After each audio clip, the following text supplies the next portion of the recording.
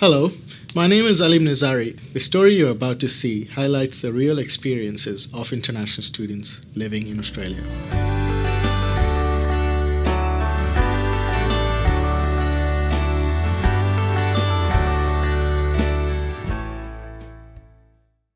Hi, my name is Notacia. I come from Zimbabwe. I'm not Australian, but I've got an Australian story. I came here in 2010.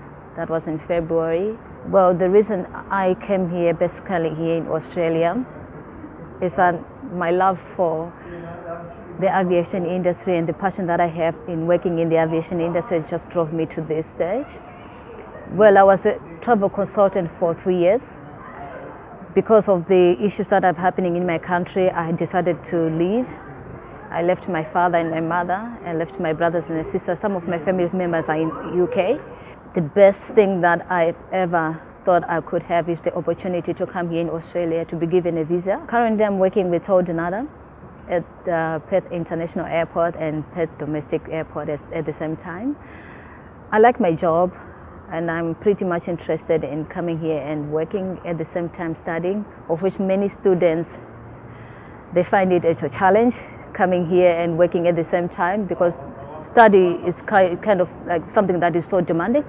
At the end of the day, you don't have time to study, you don't have time to go to work, but you have to improvise the two and merge the two, or maybe marry the two to make harmony out of it. Well, as an international student, I did face challenges as well. When I first came here, I had so many fears. I didn't have friends.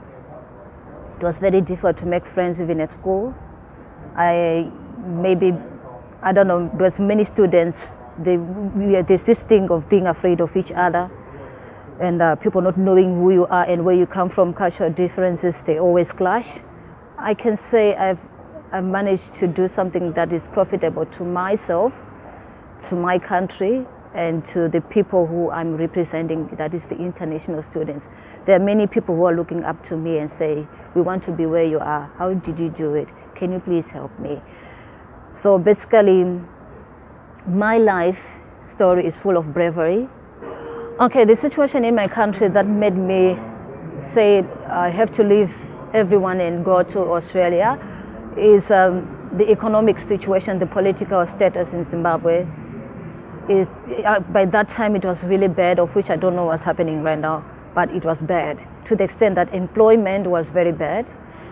I used to earn $90 US a month, and no one can survive from that. So when I still look at Australia coming here, it's just a stepping stone, and it's a great opportunity for me because I've managed to realize a job.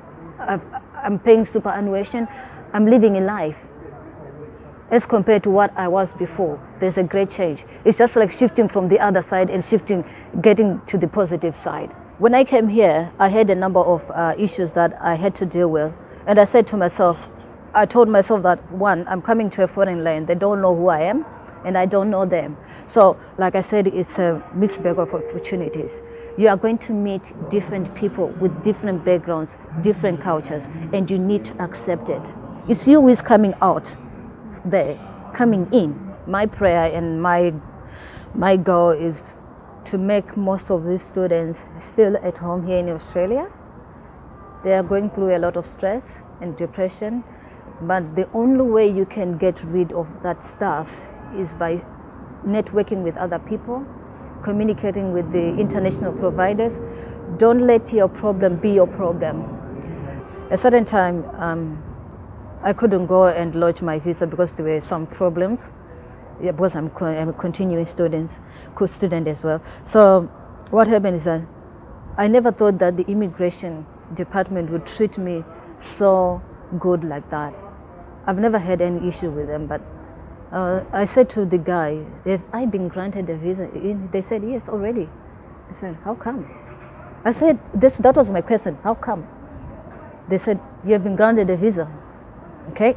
So the thing is that the government is doing its part. The government is doing its part. Then it's us students to do our part as well. To feel at home, share the story. Let's talk about it. Let's do something about it. And let's live a life.